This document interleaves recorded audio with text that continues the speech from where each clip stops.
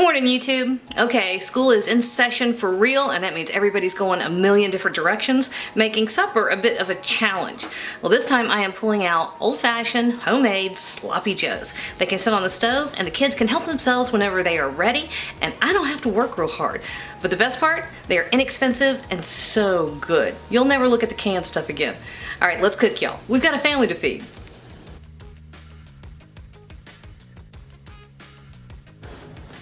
All right, we're making dinner and we don't really want to mess around very much. We want something filling, simple, hearty, and in my case, I want something I can knock out and then it's not real fussy to hang on to it for a little while because I got kids coming in at different times, so I'm not entirely sure when each of them is going to be ready to eat. So we're hanging on to that. All right. So we're making sloppy joes, and over here on my big skillet, I've got about a tablespoon of olive oil, and I'm going to add a tablespoon of butter, and we're going to brown our ground beef this way. I've got 2 pounds of ground beef, just like that, and this is a 90, hey, focus here. This is a 90-10 grind, so there's not going to be a whole lot of fat, which means not going to be a whole lot to drain. That's why I'm using the olive oil and the butter, is to make sure that it browns real well. And I'm looking for a wooden spoon, because we're just going to stir it up, let it get nice and brown. So we have our ground beef,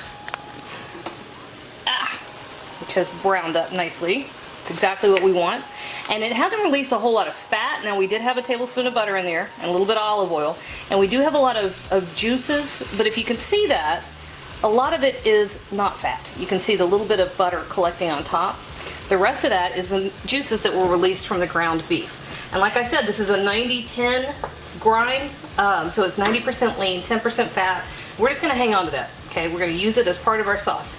So our next step are vegetables. So we've got an onion, a bell pepper, you can use whatever color you have, and 4 or 5 cloves of garlic that I minced up. And these are going to come right in here, and these are going to get about 5 or 6 minutes just to start getting nice and fragrant. It's a couple minutes. And our garlic is fragrant, and the onions, the bell pepper, you can smell it. All right, so 1 cup of ketchup. I told you this doesn't take a whole lot, because this is one of those days where I don't have a whole lot to give. All right, and I'm grabbing a half a cup of water. We're tossing that in. Now we're going to give it some richness, depth of flavor to make sure it's just delicious, okay? So let's add our seasonings. Number 1, we've got a couple tablespoons.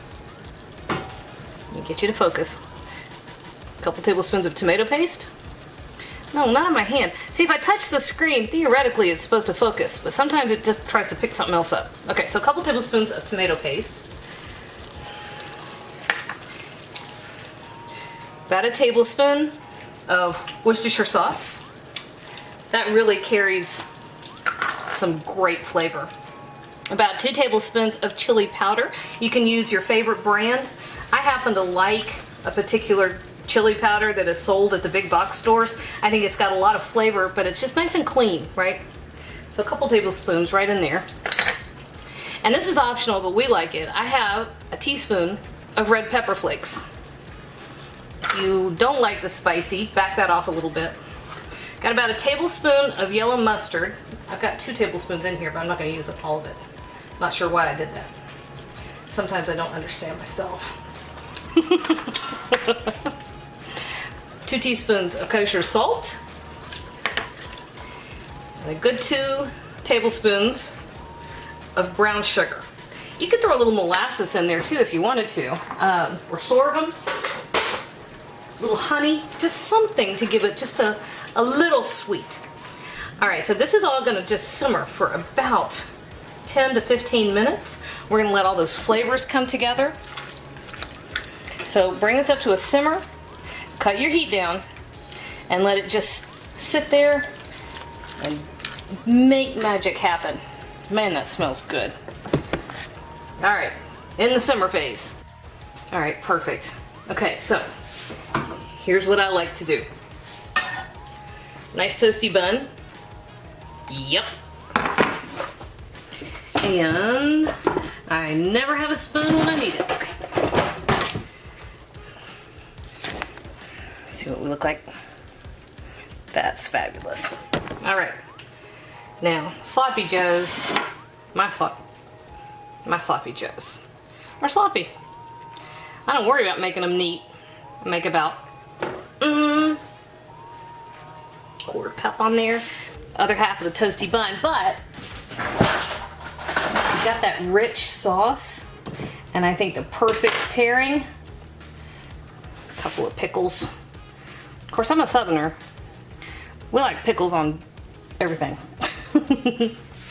So, pickles. Oh, y'all can't see it. Ta-da! That, y'all, is perfect. And this, man, y'all could eat this with a fork.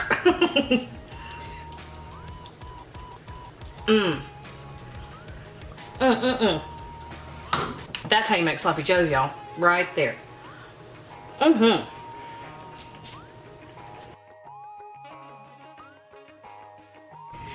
Hey YouTube, thanks for watching, and if you thought that video was helpful, do me a huge favor. Hit like, hit subscribe, hit the little bell so you get a notification whenever I post a new video. And if you have a second, hop on over to Patreon and check out how to support my channel even more. Again, thanks for watching.